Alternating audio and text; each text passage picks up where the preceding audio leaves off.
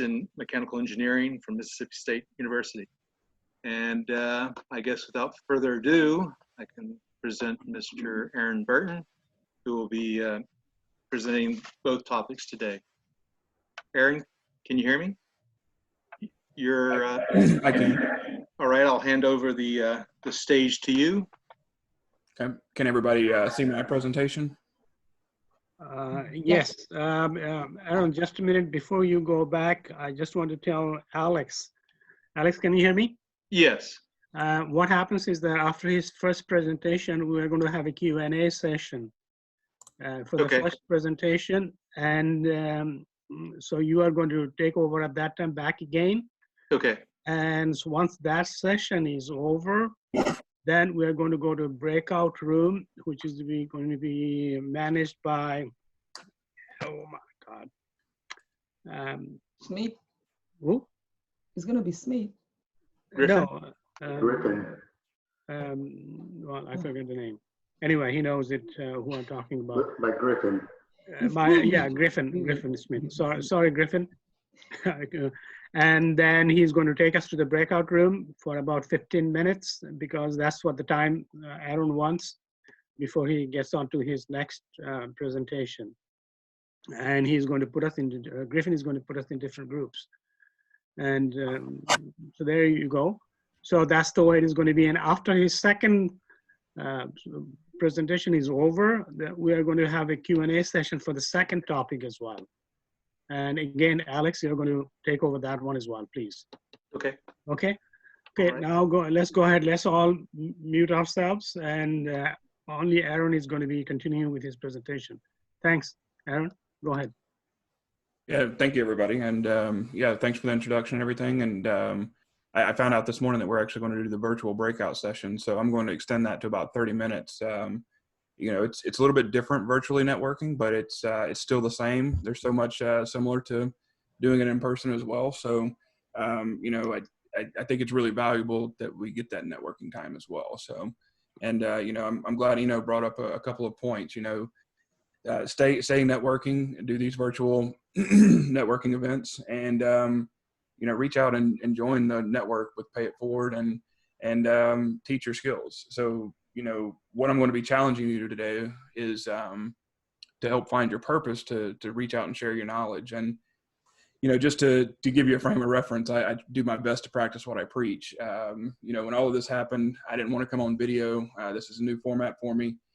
But at the same time, I knew I had to do it. So, excuse me. I believe it was like the first week that Houston went on a true lockdown. Justin Gauthier with the Onshore podcast sent out an open LinkedIn request and said, who wants to just jump on and discuss industry topics? And I was like, sure, why not? So that was my first time to really jump on the webinar type formats, open up the camera.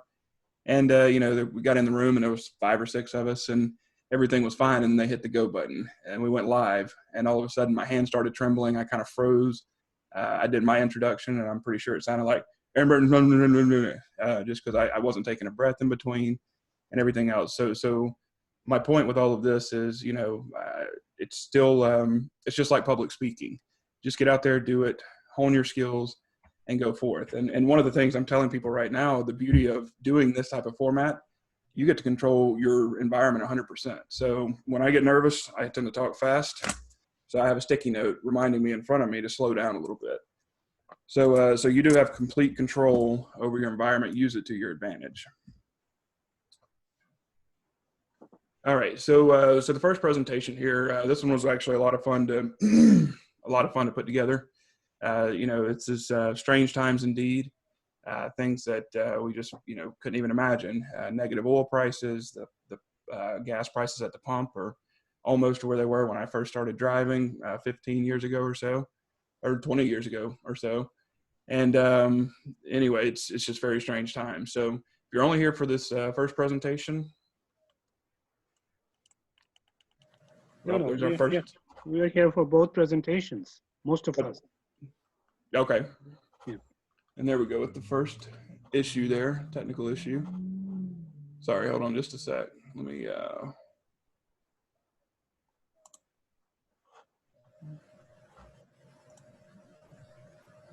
Can you share your slides? Yeah, hold on, I'm fixing it. Sure. If I can anyway.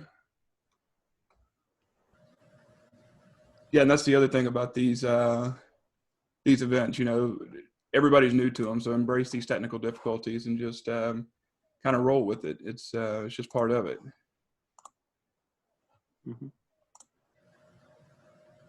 All right, let's see. There you are. But you are not in a presentation. Yeah, now, There you go. now you're in a presentation mode. Good. Yeah. For some reason or another, I think it's because I clicked on one of the Zoom links. My clicker wasn't working, so. All right, so anyway, if there is anybody that's just sticking around for the first presentation, you can always check out my website to find other additional free resources on the technical topic that's coming up second, which is the multi-stage completions for hydraulic fracturing. So I want to kind of start off with, you know, don't forget to think objectively during these times.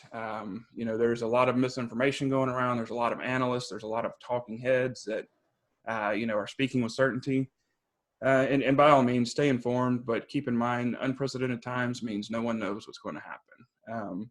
That's especially the mass media starts to really get under my skin when people intro with it. These are unprecedented times, unpredictable times, blah, blah, blah. And then they start speaking with certainty. And that's the reality. It's no one knows what's going to happen. And so two quotes kind of come to mind during this time, two of my favorite quotes. The first one was about statistics. This is a quote by Ronald Coase, which won the Nobel Prize for Economics in 1991. And, you know, I like to summarize this and paraphrase it as, if you torture the numbers, they'll tell you whatever you want to hear. And, you know, everybody's now using data-backed arguments and everything else. And the reality is with data, there's about 15 million data sets out there, and you can manipulate it and tell it, you know, tell whatever narrative that you want to tell that day. Opinions, I'll take one of my favorite quotes and G-rate it. Everyone has one and everyone stinks. So, you know, keep that in mind too, especially when you're talking about the news, any of these even fact-based or data-based opinions, they're all biased, hands down. And, you know, and to prove this point, I have a couple of things here. You know, correlation is not causation. Data, once again, can tell you whatever you want to hear. And I actually pulled these slides here directly from a presentation that I do relatively frequently in oil and gas as well, because I think we have a tendency to kind of oversimplify certain things, especially when it comes to production. I think we can take two data points, make a correlation that actually has nothing to do with each other. For example, maybe we change up our fracturing fluid and we get better production on one well. Well, that may or may not be a causation. In a lot of cases, it's a correlation. It's because it was better rock in that area, or because we added stages or something like that. So we have to be careful in our industry to monitor that as well, because otherwise you'll take data sets and realize things like the number of people who drown by falling into a pool directly correlates with films Nicolas Cage appeared in. You know, it's a correlation, but it really has nothing to do with each other.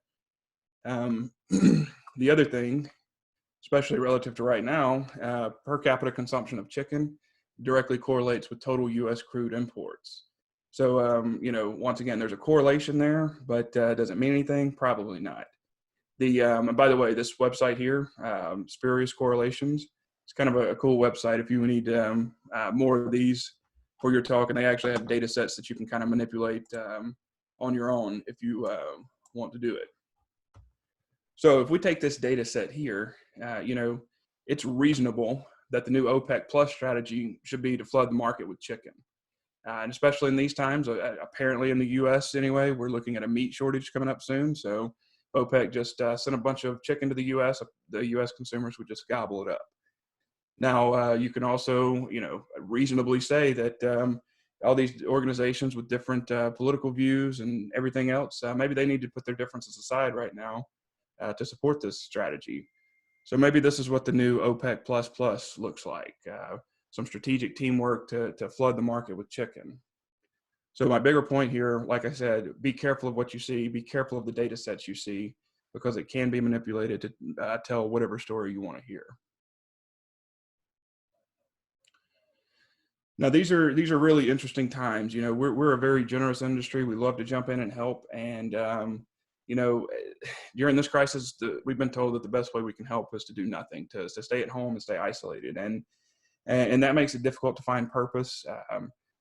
It makes it difficult to just kind of accept things. You know, when Hurricane Harvey hit Houston, obviously Houston pulled together, but even outside of Houston, you know, I knew people from the oil and gas industry from Midland, Oklahoma City, all over that just poured into Houston to lend a helping hand, to bring supplies. And we can't do this here. So my recommendation, first and foremost, do what you can. You know, cheer on our frontline heroes, everyone from the truckers to the medical industry, to the fast food workers, the grocery store workers, the postal services, delivery services. I mean, the people that are keeping what's left of our economy going and fighting the virus as well. And support them any way we can. You know, our industry stepped up. You know, some of our higher tech companies have turned their 3D printers into, to converted them into making PPE to support the medical front lines. Individuals have gone and sewed masks, especially, you know, if you're in Texas right now. Texas is partially reopening today. At least all signs, as far as I can tell, point to us needing to wear masks for a while. So, you know, so that we don't have a second wave or massive second wave. So, you know, things like that can be critical as well.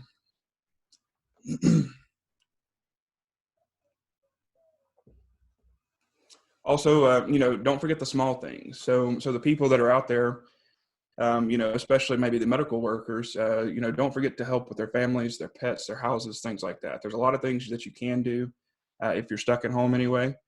And, you know, somebody that's working 12-hour shifts at the hospital on the front lines of the virus, walk their dog for them, make sure that their pets are fed, check in with their house, if, you know, different things like that. So there are some things that we can do. And of course, providing just food and supplies, you know, is, once again, if somebody's been working a 12-hour shift at the hospital and you have the ability to provide them a meal when they get off work so they can eat, go shower, sleep, and go do it again. You know, anything that you can do to take any burden off of them. And don't forget to take care of your family, your neighbors, and your community. You know, at least for me personally, you know, I walk around the neighborhood, check in with the neighbors from a safe distance, obviously.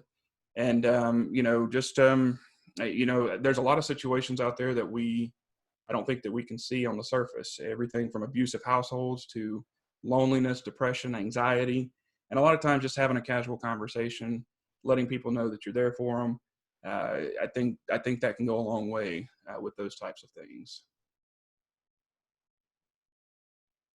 Now, also, if you're struggling to kind of feel and you feel useless, you can't help out, take a minute and be proud of our industry's contributions to this.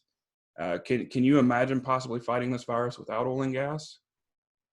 Plastics are providing protection for the medical heroes on the front lines, and then the PPE and other medical equipment as well. Gasoline is getting the medical heroes to and from. Plastics are helping people survive with ventilators and other medical equipment and supplies. Diesel and gasoline is keeping the supply chains running. Electricity and internet is keeping the masses comfortable in their own home. You know, I know a lot of people are struggling in their house, but, you know, I certainly miss my lunches and happy hours by all means. But, you know, starting in the field, sleeping in my truck for weeks at a time, I know for a fact that being comfortable in your own home is not the worst thing that can happen. Electricity is keeping the hospitals, grocery stores, and essential services going. Gasoline is getting food and supplies delivered everywhere. And that list goes on and on and on and on. You know, what we do daily, provide affordable and reliable energy, is directly supporting the front lines and preventing a worldwide breakdown. So take a minute and acknowledge that and be proud of what you do every day.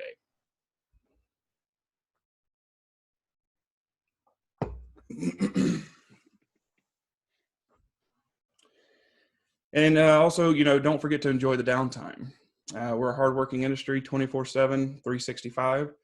And, you know, I know personally, I didn't understand this early in my career, you know, for better and worse as well. So when I started with Baker Hughes in 2007, I technically started offshore, Gulf of Mexico.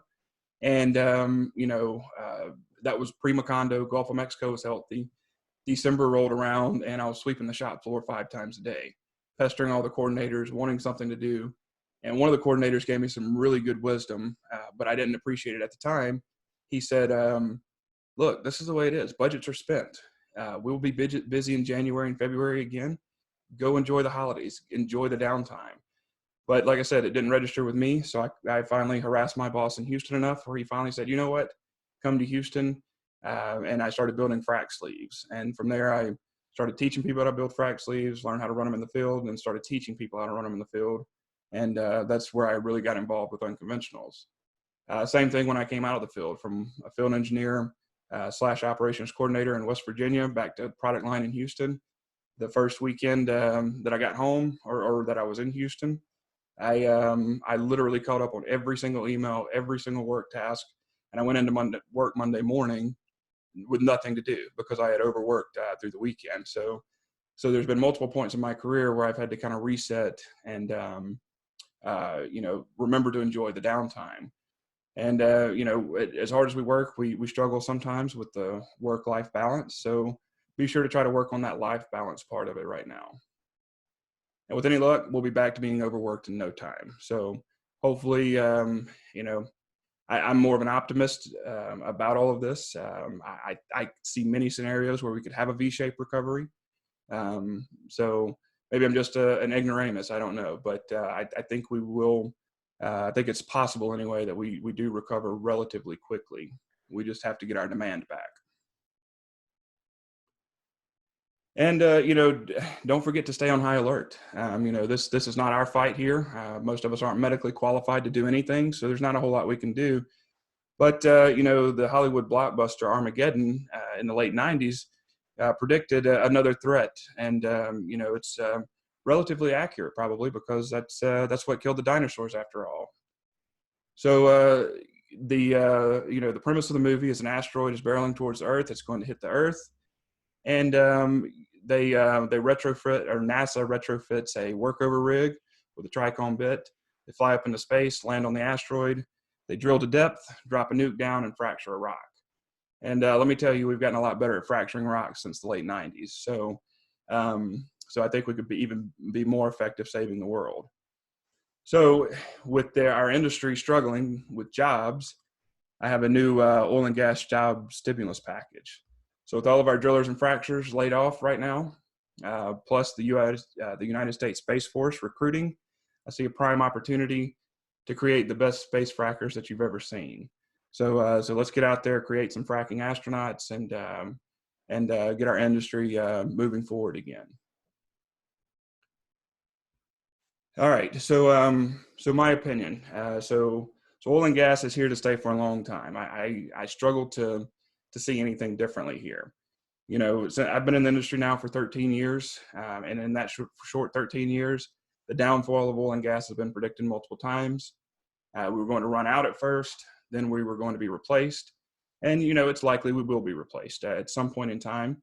I just don't see that being around the corner anytime soon. There could be technological advances, and I could be wrong on this, but as it stands right now, oil and gas is just the way to get affordable and reliable energy consistently throughout the world.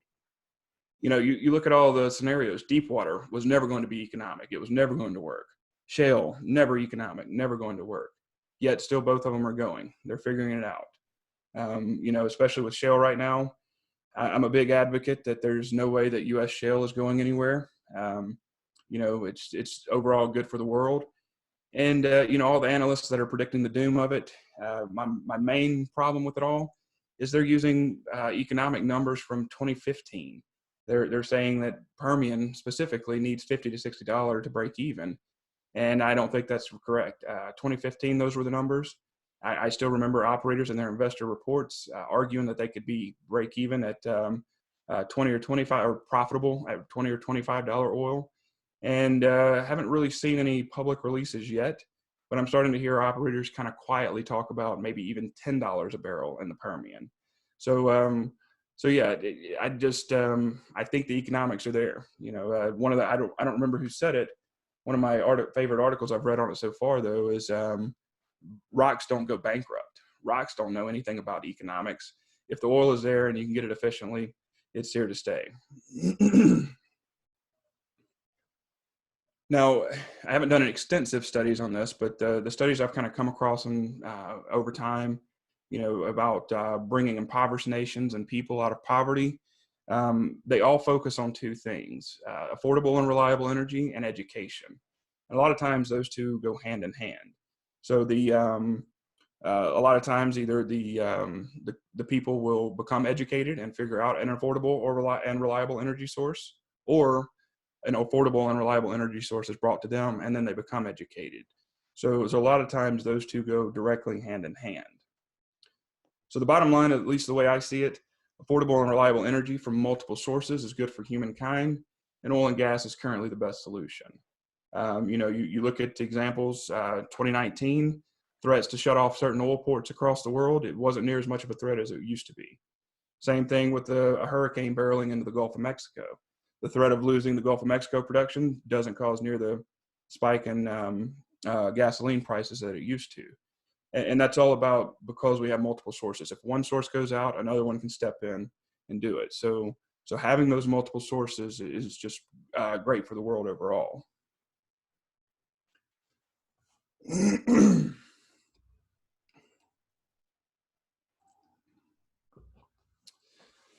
So we'll shift gears a little bit here, talk about being laid off and at least my thoughts on how to handle it and tell you my story. So those of you who don't know my story, I was laid off from Baker Hughes in 2015.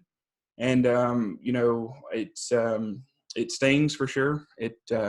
I think with mine, I'd always been trying to prepare to understand that it was a cyclical industry, that I could be laid off, but I was laid off in the first round, and that stung a little bit. So it's actually, I had to eat my words a little bit. The night before I was laid off, I stayed in the office till probably 8 or 9 o'clock. And one of the engineering managers was still in there too. So I swung by his office to say bye and everything, check in. Everybody knew that layoffs were coming the next day. And we briefly talked about it because he was in the process of having to choose who he laid off. And I was like, I looked at him and I said something along the lines of, well, I think I can at least make it through the first round. And boy, I was wrong. So, hurt my pride a little bit, but at the end of the day, you can't let it hurt your pride. And in my experience, this is what I kind of went through here, and what helped me get through it. So shift your mindset first and foremost. Especially right now, if you've just been laid off during these times, don't take it personally. It's an accounting decision, nothing more, nothing less. I do recommend, doing some self-analyzation. If there was a performance problem, identify it. But in most cases right now, it had nothing to do with performance. It's if people aren't drilling and fracturing, there's not work. There are no jobs out there. So don't take it personal. Just understand that it's an accounting decision. Your boss wasn't after you. Your colleagues weren't after you. It's unfortunate. It's the way it is right now. I also found it very effective to lie to myself. It's tough to kind of grasp with, well, I was laid off, but there are still people there. So unless your entire team was laid off, you kind of have to analyze this for yourself. So what I told myself was lies like, well, I don't have kids. I'm not married. I'm one of the few people on the team who did that. So maybe that's why I was chosen. Or maybe something along the lines of I'm well connected. My boss thought that I could land easier than anyone else on the team. So maybe that's why I was chosen. Were any of those true? Who knows? You'd have to ask my boss, but it didn't really matter. That's what helped me shift my mindset and recover from it and move forward. And so my journey, I did the resume thing for about 2 weeks. Then I decided to start my own business. And it wasn't really until I had started redoing my training material, upgrading my training material, that I kind of realized that, I graduated mechanical engineer from Mississippi State. I knew nothing about oil and gas. By no means am I self-made. So as I'm creating all this content, it took me around the world, all the travels I did, all the people I met, and people that I learned from. And it was just great memories.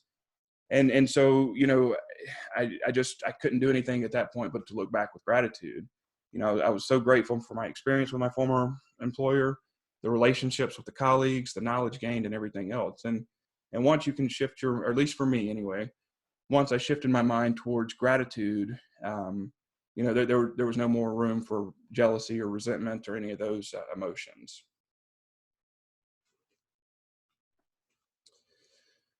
So once you kind of shift that mindset, then you have to start working on moving forward. So the first thing I'm going to recommend is know your value and know the value of your intellectual property. Now, when I say know your value, I'm not referring to anything about the amount of money that you would make or any job. By all means, do what you have to do in the short term to provide for you and your family. What I'm saying is do not give away your intellectual property. Don't get desperate and do that. I highly recommend, if you're not familiar with intellectual property, to educate yourself on it. At least as I understand it, if you create something for someone and, it's a product, a report, whatever else, unless it specifies in your contract by default, U.S. law basically says that you transfer the copyright. So if you're creating a report, if you're creating a presentation for someone, look into it first. Do not just accept, let's just call it $2,000 to make somebody a presentation, and then they go and make $1 million off of it the next several years. The other thing, don't accept contracts that aren't mutually beneficial. I'm here to tell you that contracts can be broken. During these times, there's a lot of vultures that come out. I've talked to people where that exact scenario that I mentioned, somebody paid them to create a course under the premise that they were going to teach the course for them. They created the course, they handed it to them, and they said, well, here's a check for whatever it was, a couple $1,000. We don't need you anymore. So be careful for the vultures. But this doesn't have to be vultures either. A lot of the standard contracts out there say things like, talk about copyright and things like that.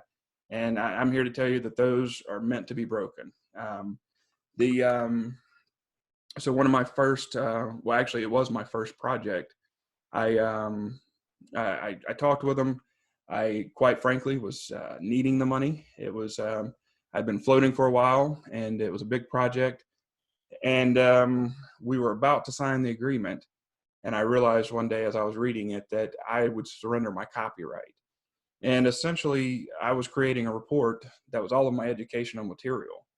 And technically, I would have to shut down my business if I did that.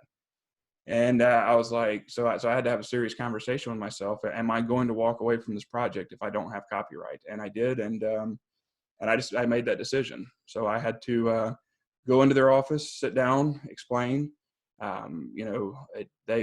I said, this wasn't them being vultures. That was just their standard contract. So I explained why that did not work for me. We went through it, and sure enough, they were like, okay, we're fine with that. You keep the copyright. We'll take the license for it, and we went from there. So don't be afraid to change that contract. And at least my rule of thumb, since I've been on my own, if my gut tells me that this is not a mutually beneficial contract, then I walk away from it. So don't sign anything that you don't understand. Don't get into a contract that limits you. And if you want to know more about just patent and IP in general, the U.S. government does actually have a really good website and really educational website about copyright, trademark, and all intellectual property. So be sure to check that out. Educate yourself there and know when you need to get an attorney involved. Also, let people know that you're looking. This is kind of a weird thing, and I went through this myself, and this is why I'm telling you. I think it's maybe a matter of pride. We don't want to admit that we've been laid off. But if you don't let people know that you're looking, then they're not going to know to be looking for you. And so, I'm relatively confident that I actually picked up this analogy through the Pay It Forward early on.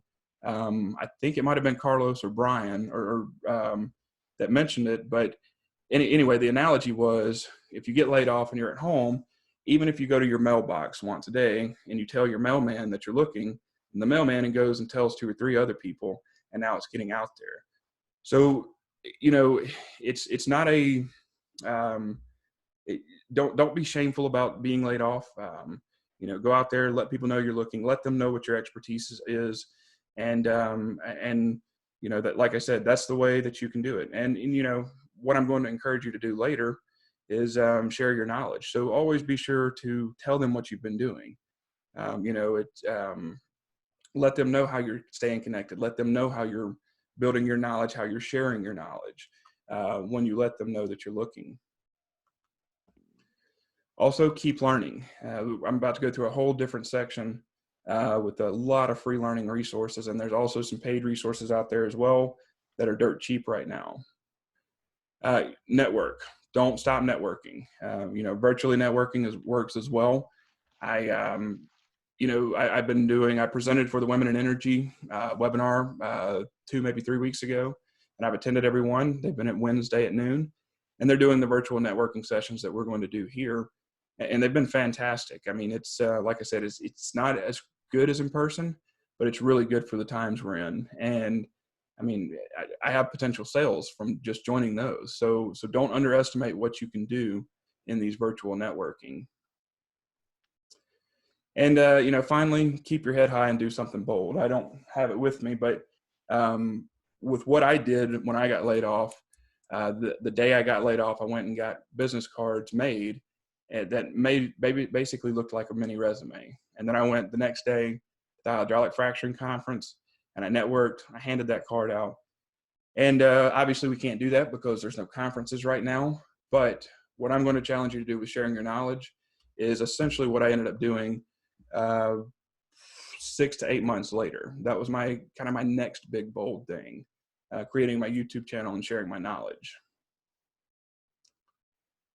All right, so there is a ton of free learning resources out there that I'll share with you, and you guys will get the PDF afterwards as well. This is wild times, but I feel like I have to say this. So just because I'm promoting somebody's material, it means one thing and one thing only. I've seen at least part of their stuff that I found useful. However, I'm not affiliated with them in any way. I can't control what they post, if they post something inappropriate or anything like that. So please remember that I'm not guilty by association with these. If they, everybody's independent and on their own, separate from me. But so I'll start with SPE, what SPE members get.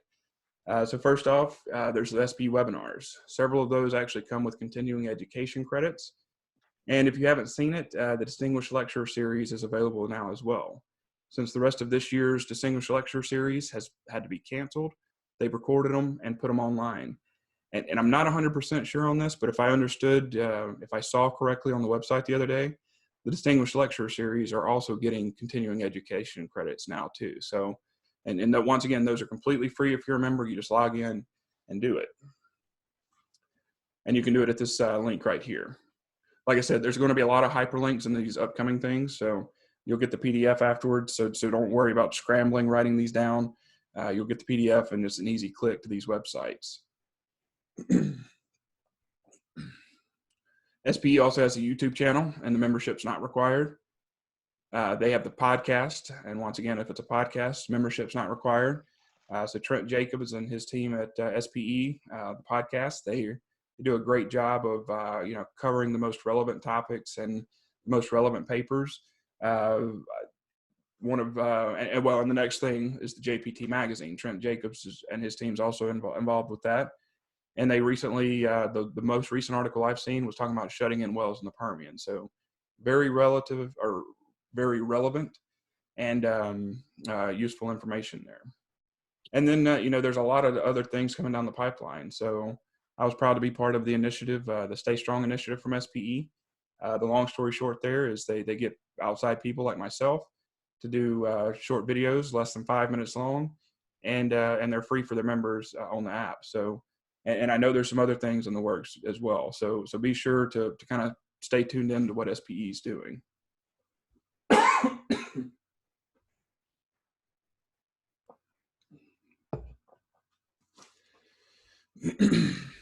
All right, so for kind of the traditional training, I've got my stuff out there. I've got a free short course on this subject that we'll talk about next. Saga Wisdom. This was set to expire April 24th. I tried to get an answer from them before the presentation, but I went on their website last night, and it appears that it's actually still available, the 1 week access to the rate transient analysis short course. You have Stanford University and edX. So this is Mark Zobak's course on reservoir geomechanics. As far as I can tell, this is kind of a guided course. So you have to go to the website and check when the next one will be available. It's not necessarily pre-recorded and offered, just take at your own pace.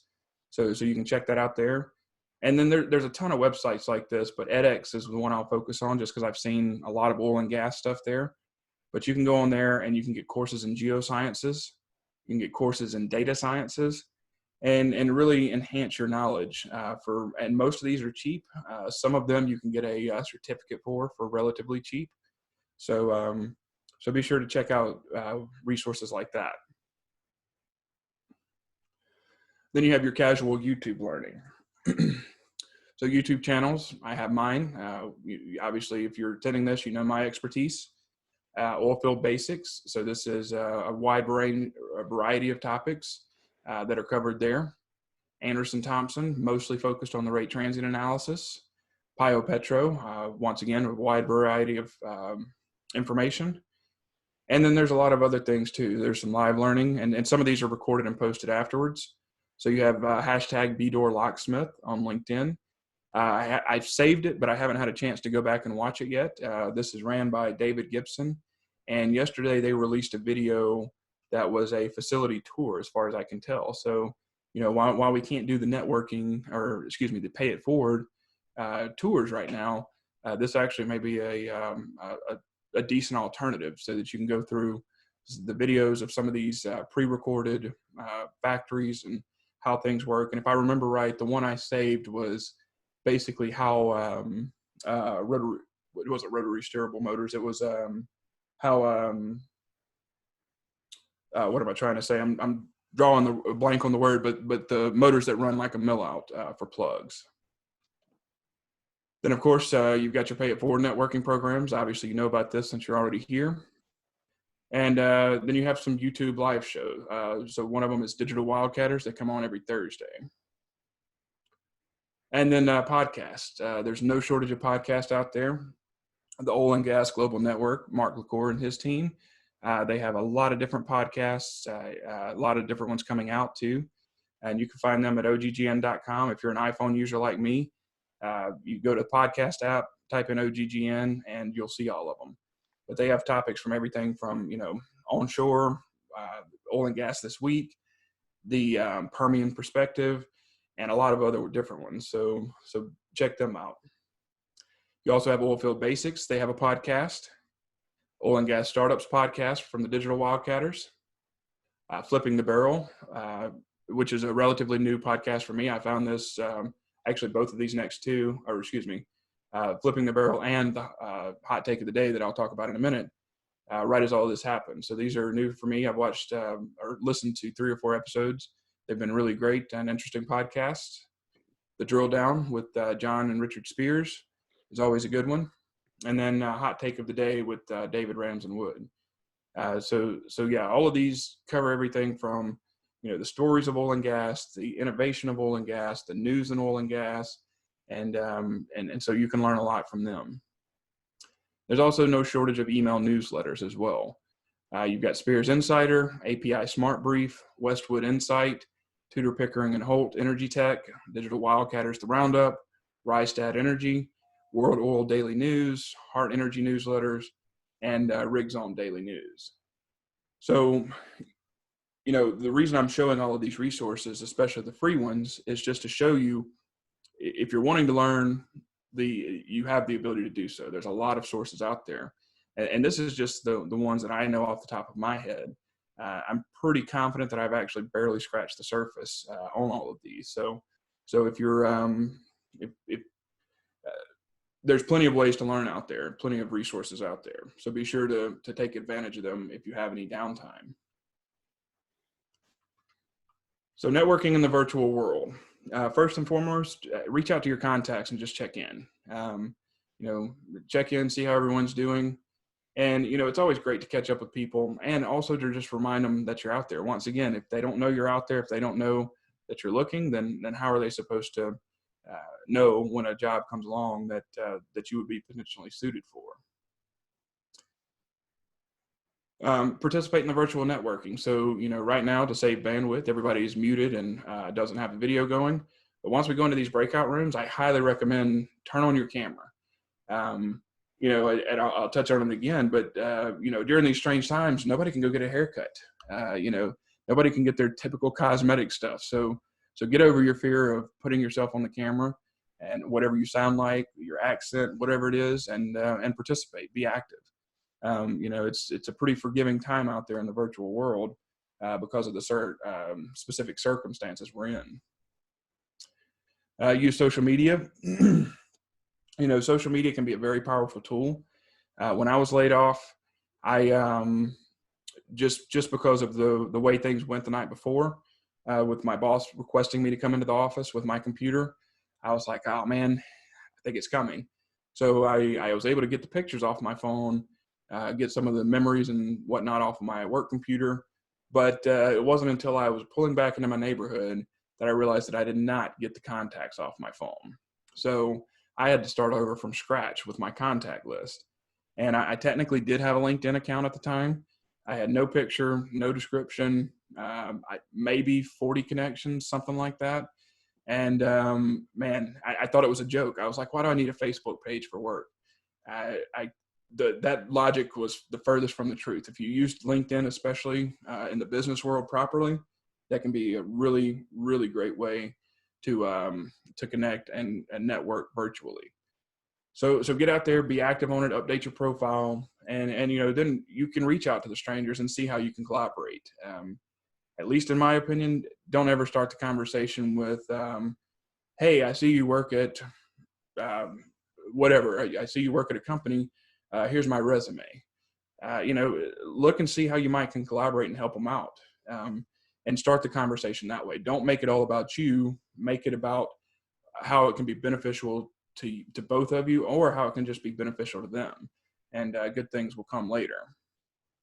You can always schedule a phone call for now, and then be sure to meet up when all of this is over.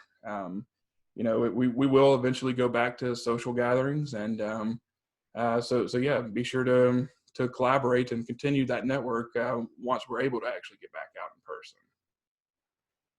And also share your knowledge. That to me, that's where I really found my purpose, and what I'm going to challenge you to do here today.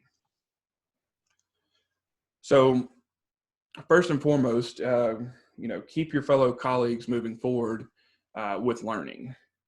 To me, that's where I find my purpose. I at least like to think that the material that I'm putting out there is helping people, from having wandering minds and moving forward, learning instead of worrying, and hitting refresh on the oil price every 30 seconds or on the virus updates every 30 seconds. I also think that it's very important to keep our incoming talent interested and exciting. It's been a rough 5 years for oil and gas, with the downturn, the variance in oil price and stuff like that, and also attacks from environmentalists as well. And so we're already seeing a low number of petroleum engineering students and people coming into the industry, and we have to be sure that we keep them interested and excited to come in the industry. Because, if you're on this call, I'm assuming you're like me and love this industry and love what we do. So these two really kind of helped me find my purpose very quickly. So I was scheduled to go speak at Penn State, Marietta College, West Virginia University, UT Permian Basin, LSU, and maybe one or two others in this year, April, sometime this year. Well, obviously all of those got canceled.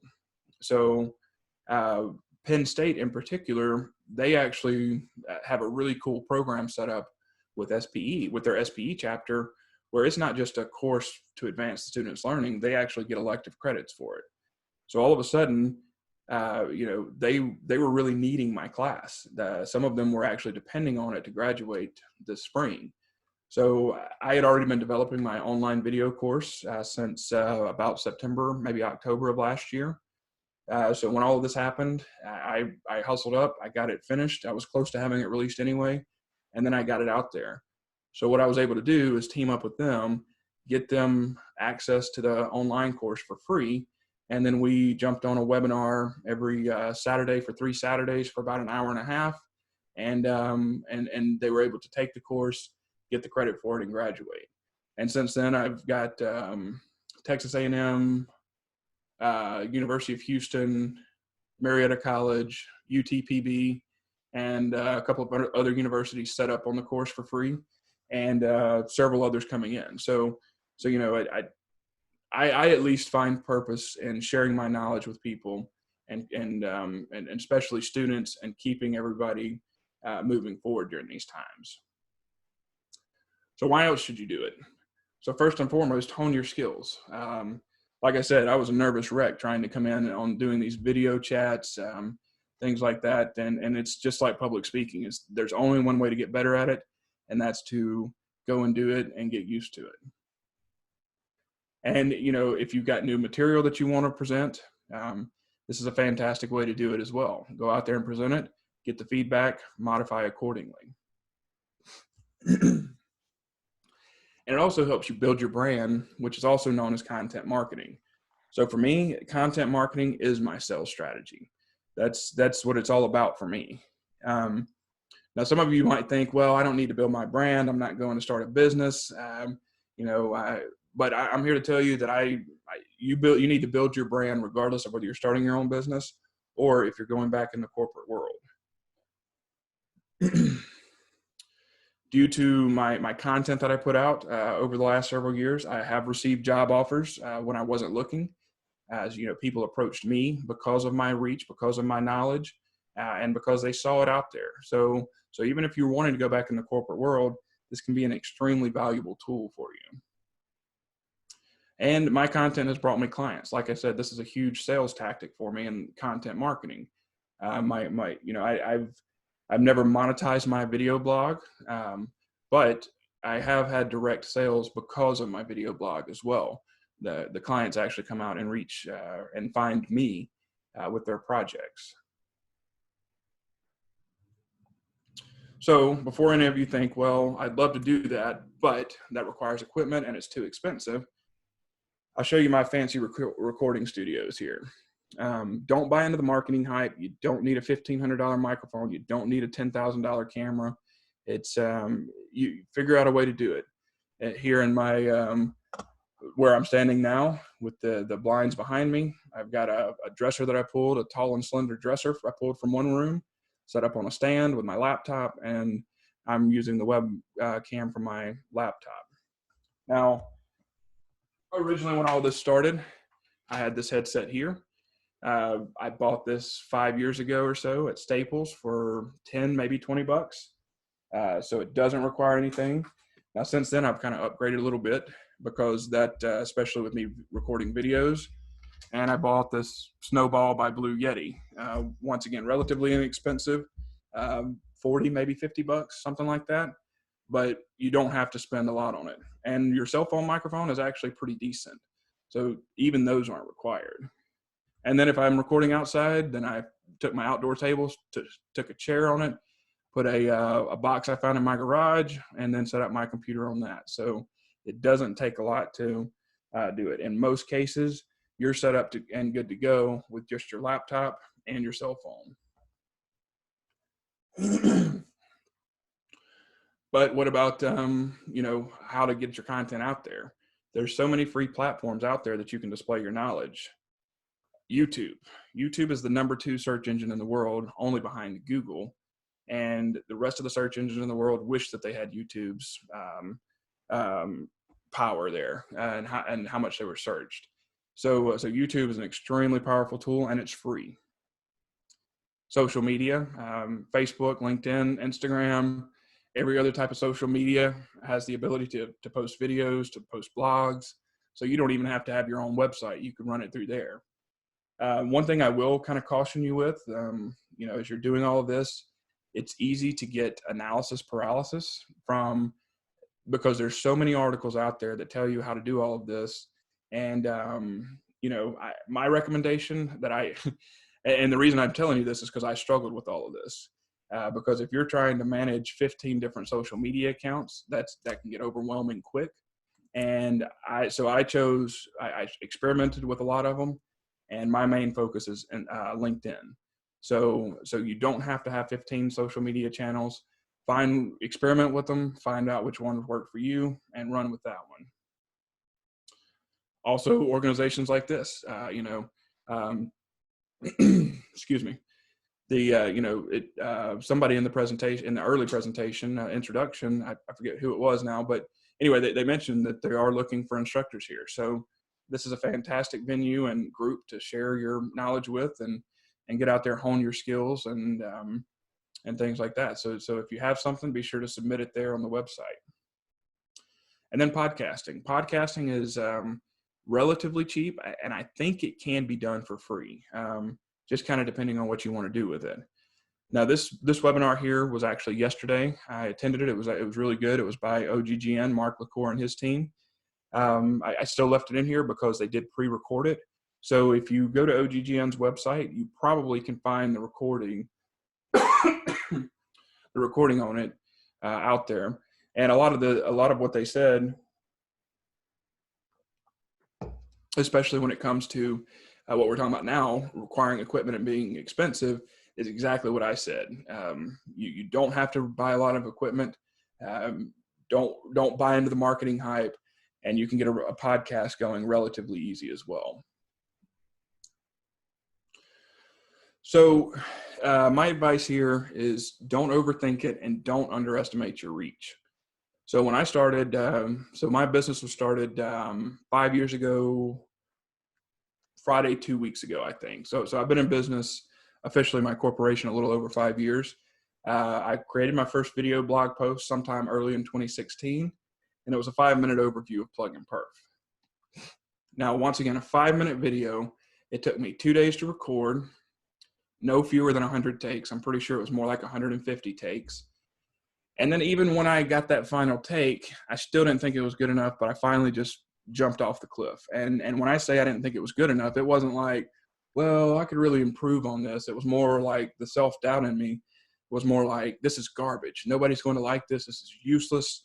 And, stuff like that. And at least for me, I am hands down my own worst critic. So it's likely that most of you are too. So don't overthink it too much. Give yourself some, be easy on yourself to a certain extent. But I'm really glad I did jump off that cliff. So here's the results of that video here, the one that I thought was garbage. So nearly 20,000 views of the video, 10,000 watch hours, 1,000 watch hours almost. And these little arrows here by YouTube, those are warnings that due to cookie policies here and there, blah, blah, blah, that it's highly likely that those numbers are low, and in some cases extremely low. So, there's been a ton of views, and, as far as all of the self-doubt and what I felt about the video, with all of these views, I've only had one complaint over the last 4 years with it. And the complaint, I shouldn't word it complaint because it wasn't a complaint. It was meant to be constructive criticism. But somebody reached out to me and said, this was a friend, and said, hey, I just want to let you know, you should really work on your uhs and your ahs. And I'm like, I heard it and I'm like, oh, okay. And luckily at that point in time, I'd already had hundreds of views. And so it was something I acknowledged for sure that I could improve, but it wasn't enough to hold me back. And so I just kind of brushed the comment off and said, it's good enough. It's working.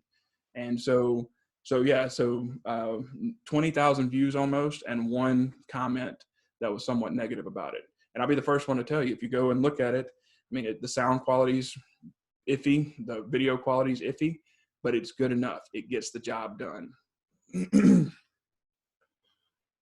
So since then, my channel overall, 68,000 views. Once again, that little warning sign from YouTube saying that that's probably low, and could be extremely low in some cases. That's 234,000 minutes watched in over 100 countries with my channel. So, many students have made use of these videos.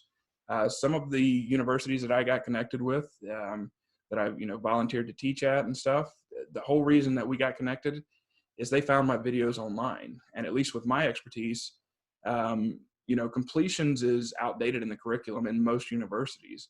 So they're actually using my videos to teach in their class. So it's been great to see the impact that it can have. So, you know, don't underestimate what you can do with a free YouTube channel. Oh, and by the way, if you go look at all of my videos, with the exception of the one I recorded with Women in Energy recently, my face doesn't appear in any of those videos. So you don't even have to have a camera. You don't even have to have your webcam here. You can use just a microphone, like that $10 microphone I showed you, PowerPoint, and record your voice. So I'm going to break one of my, excuse me, one of my pretty diehard rules, and because I always tell people, do not put a bunch of words on the screen in a presentation, and do not read to people. However, I am going to read briefly to you, at least to highlight some of these things here. And this is from this book here. This is Marketing by Seth Godin. It's a fantastic read. It's an easy read. And if any of you are thinking, well, I don't need marketing because I'm not starting my own business, I still highly recommend it, because what he's referring to in most of this is more about personal branding and creating your brand rather than marketing for your business per se. So this is my two favorite pages of the book. I've taken a picture of this on my cell phone. I really wish that I had read this book. Well, and it's a new book, so it wouldn't have been out there anyway. But I wish I'd had these two pages before I'd started my YouTube channel. And I'm really glad that I had these before I released my video on demand courses, because, you know, you learn to wrestle with that anxiety and realize when things are good enough, but it never fully goes away either. And these two pages here, I've reread many, many times. So, and this is in regards to putting yourself out there and it being good enough. The first section there, the tyranny of perfect. Perfect closes the door. It asserts that we're done, that this is the best we can do. Worse, perfect forbids us to try. To seek perfection and not reach it is a failure.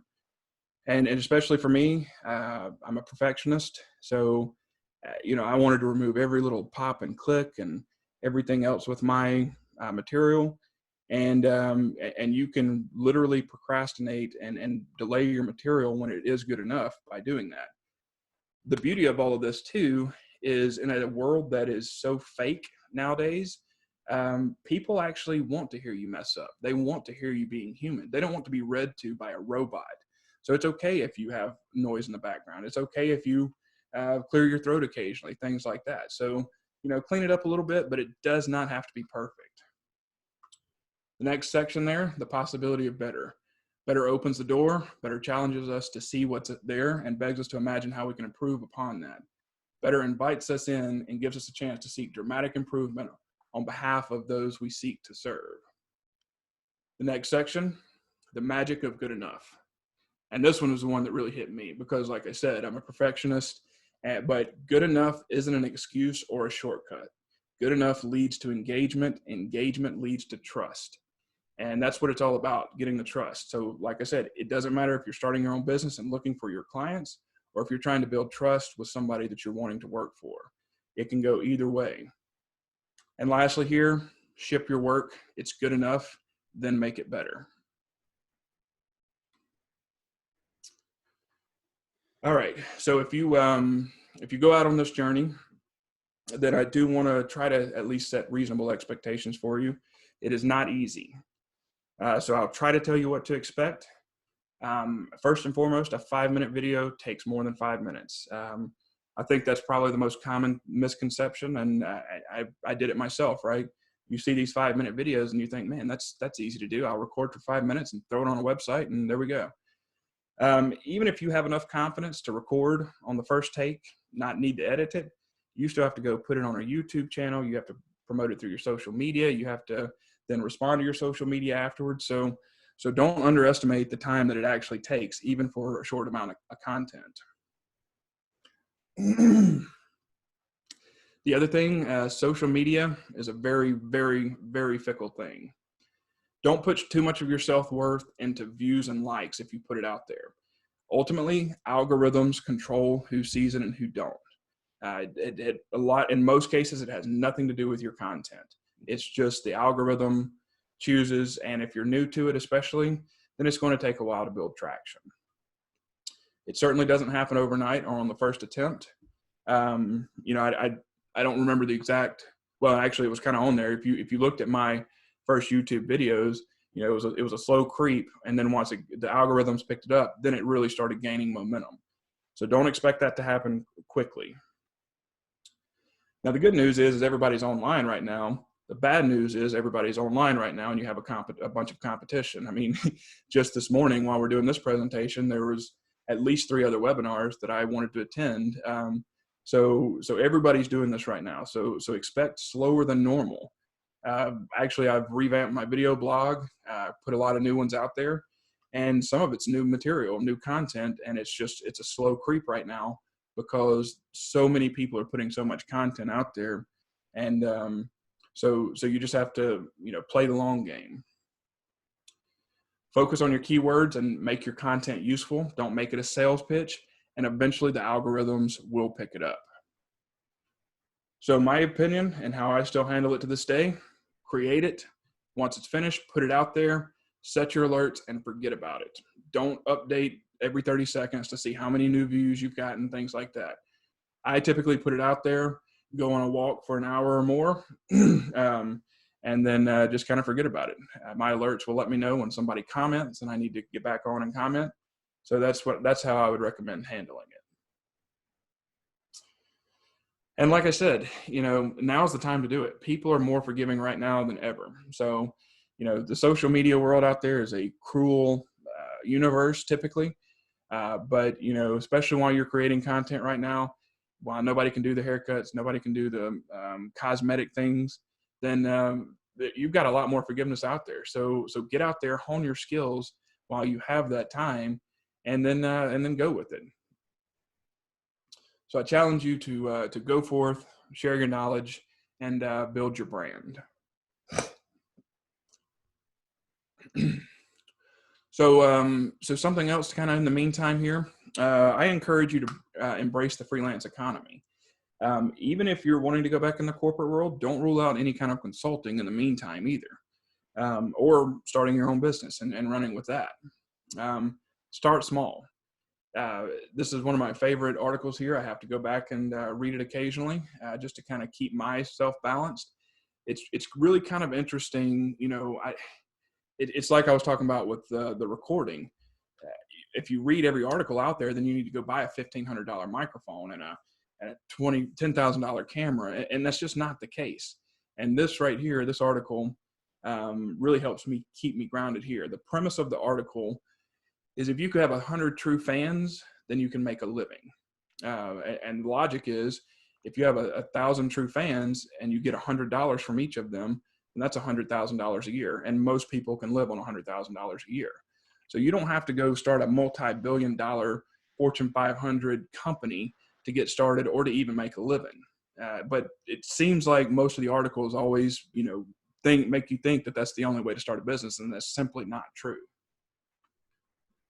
You know, another thing, I'm kind of proud of bootstrapping. I haven't, you know, I don't have a fancy office. I work from home, and then my clients have offices, so I go to them. So you don't have to have an office space. You work from home. You don't have to have a fancy desk. You don't have to have all these other expensive items that we're told that we have to do it. So once again, bootstrap it, keep it small, and just go with it. Websites are cheap and easy to make nowadays, and you also don't have to have employees. You know, that's the other misconception that a lot of people have, just because it's traditional thinking. A lot of times people ask, well, so how many employees do you have? And I'm like, none. Well, are you ever going to have employees? And I'm like, well, maybe in time if it's the right move. But I kind of really like the freelance economy, and I like the kind of the benefits of it because, yeah, I don't have any employees, but 3, maybe 4 out of my 5 years that I've been doing this, I've sent out 1099s, which means I have contract workers. I am helping people make money. So you don't have to have them as an employee. And what I really like about it is you don't have to manage people. I mean, you do, but you don't. It's not like having an employee that you work for or that works for you every day. And, you know, in most cases for me, it's like, hey, there's a project here. I could really use your help. So I reach out to someone and I say, hey, I've got an opportunity for us to make money. You want to make money together? They say yes. We do the job, we part ways, and we team up again if we need to. But it's more of a contract of, hey, let's go make some money together. So I actually kind of like the freelance economy, and have learned to embrace it. So I don't know if any students are on here, but students, especially right now, are have been asking me a lot of questions on everything. So if there are any students here, I wanted to address this, and I think this is, at least some of it is universal advice. So even if you're not a student, learn from this first and foremost. This is a cyclical industry. Downturns do happen. What's unique about this downturn is it's not just our industry.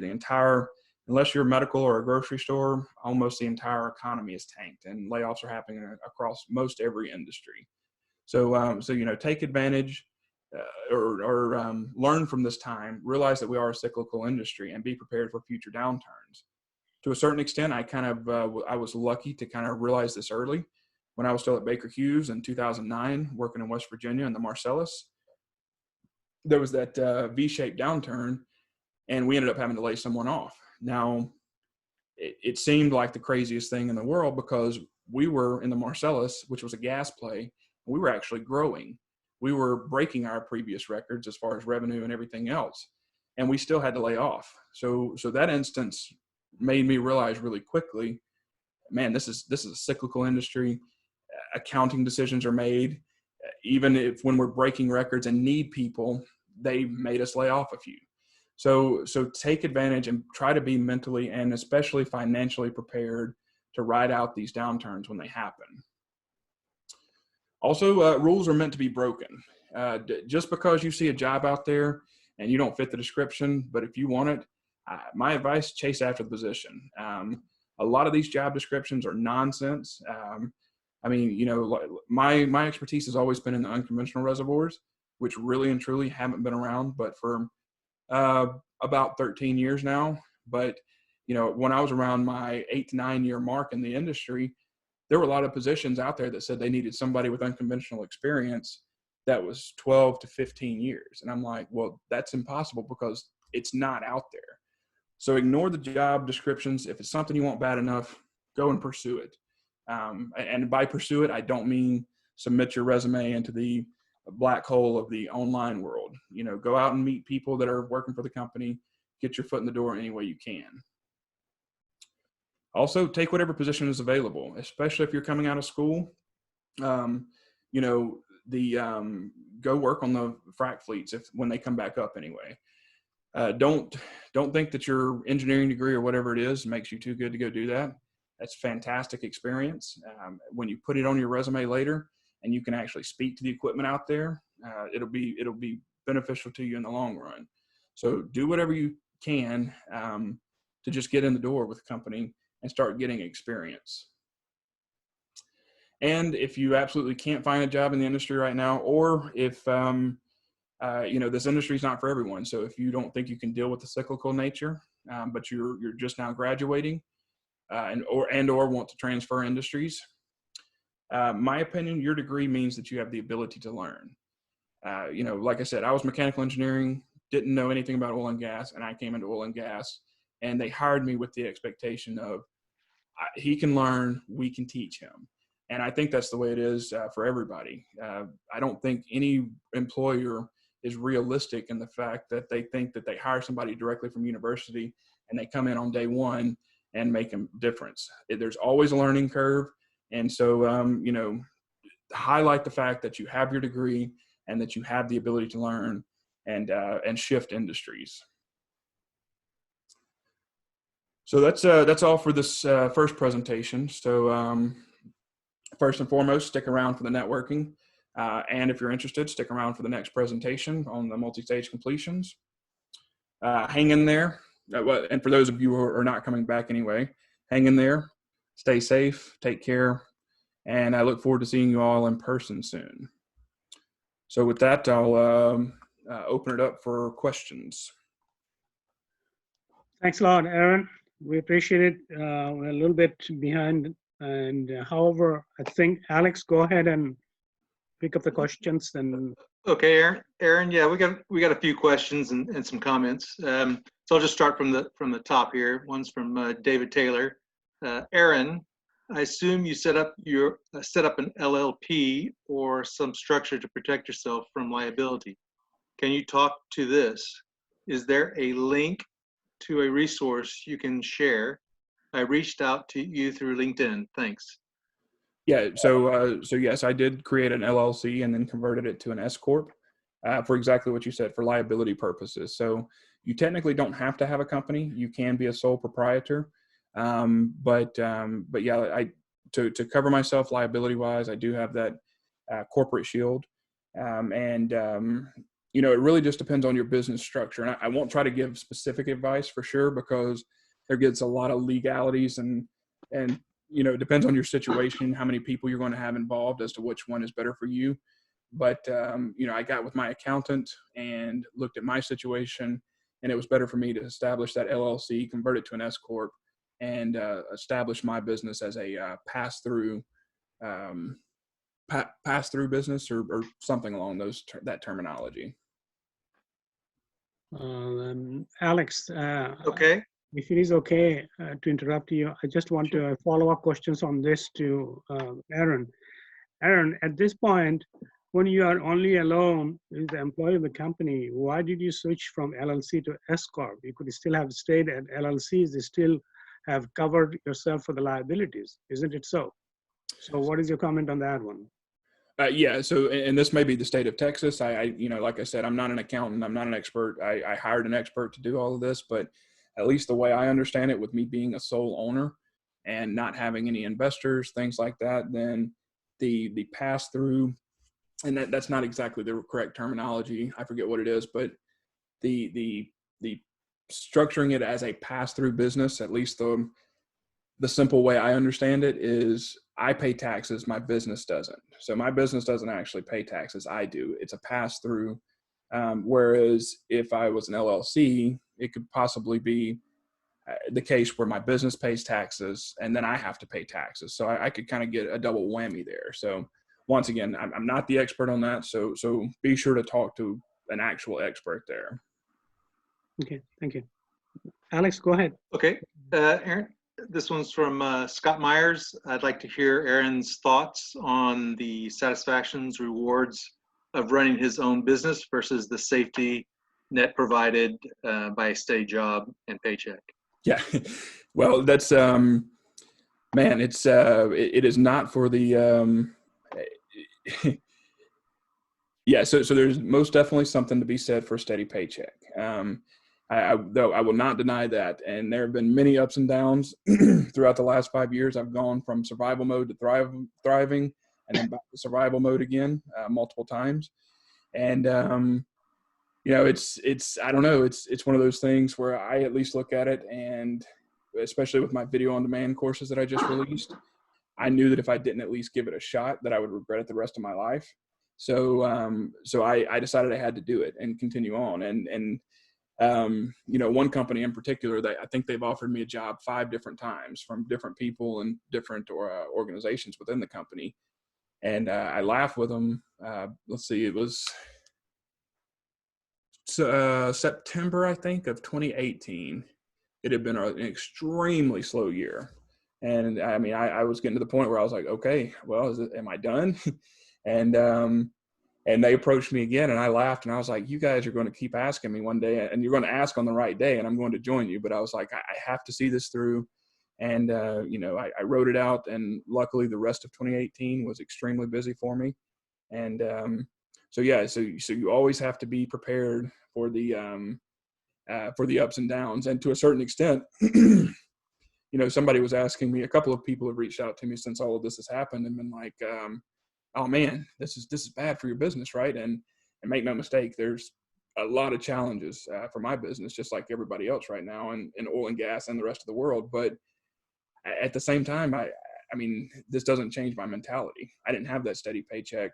It's I'm of the mentality of adjust quickly, figure out where the money is, or where the money is to be made, and figure out how to survive. So I was able to just transition, instantly into survival mode.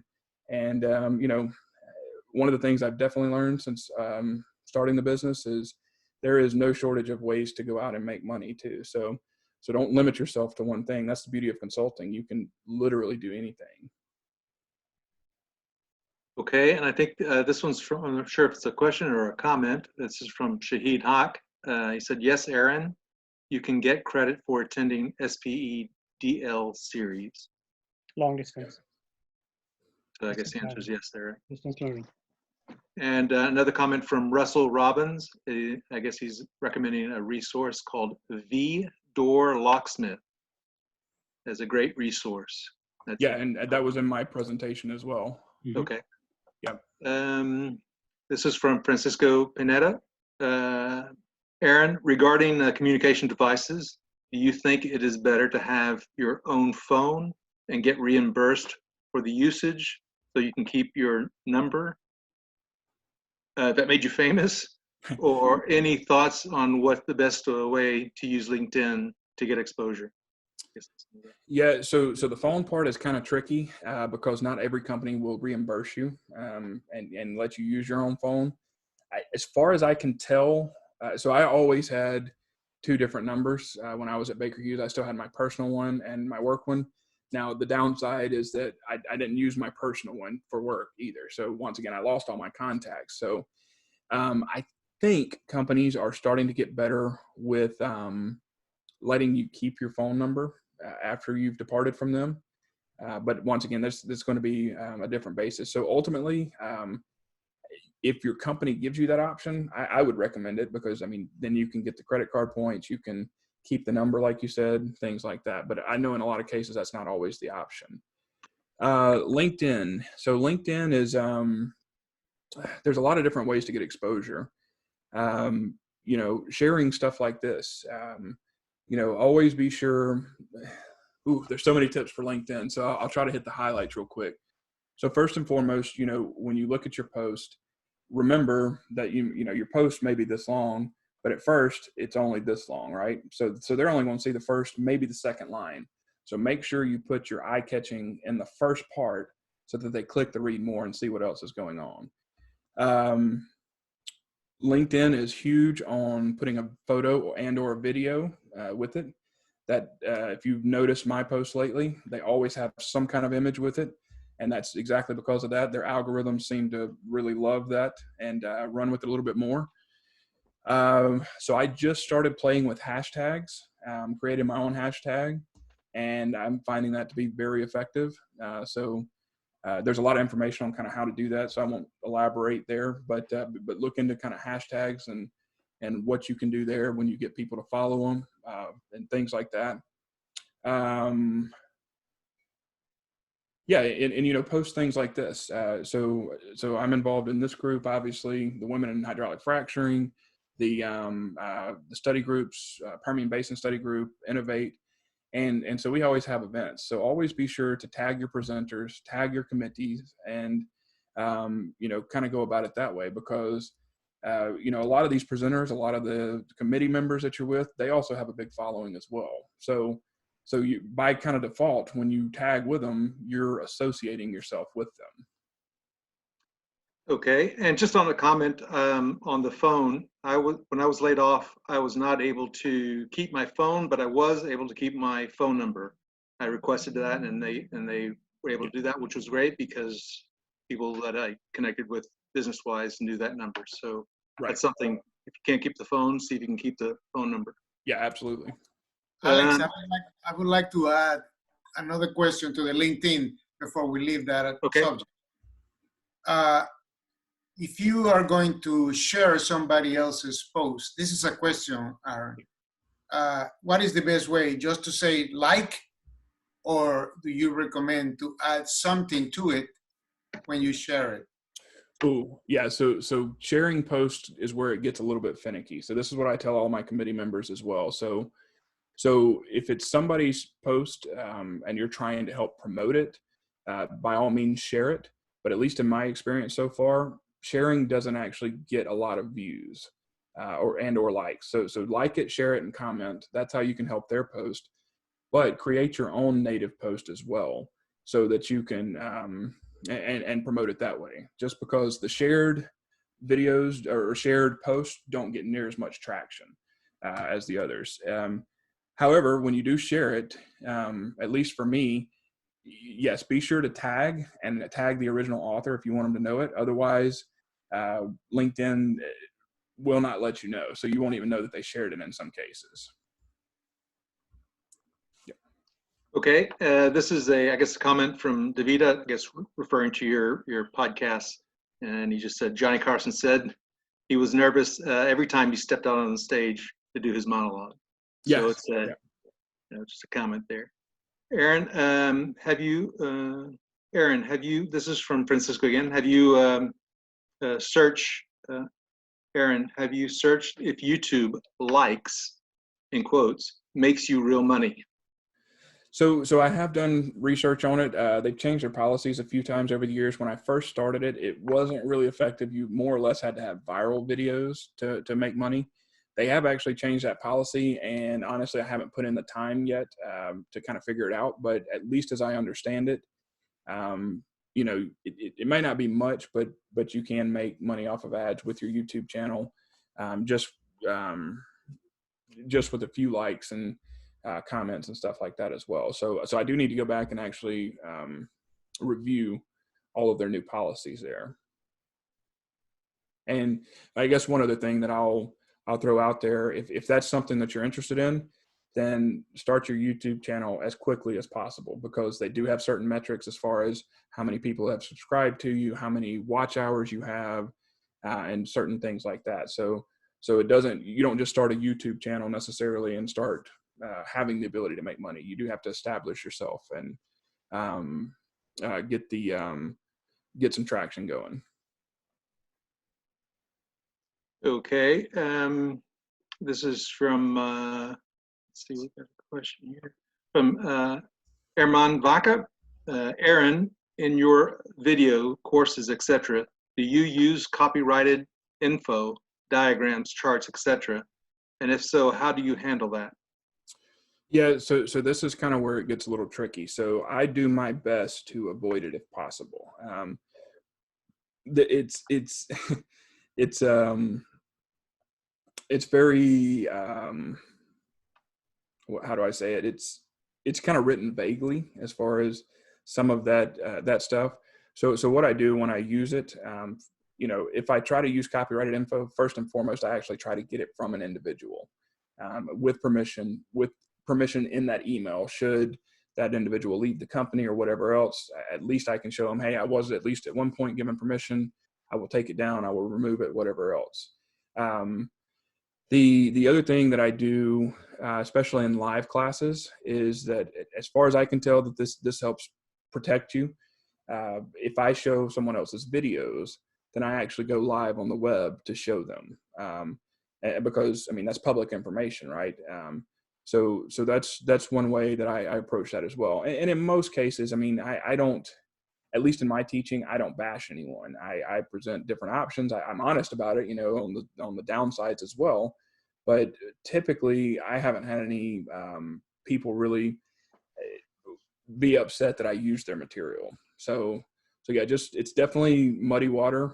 Something to be careful of. Definitely don't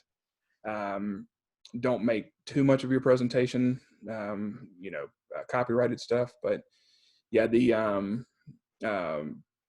just be aware of it and definitely be sure to source it as well. Always tell where your source is. I think that's really going to be where you upset people and they'll come after you, is if you're claiming it as your own.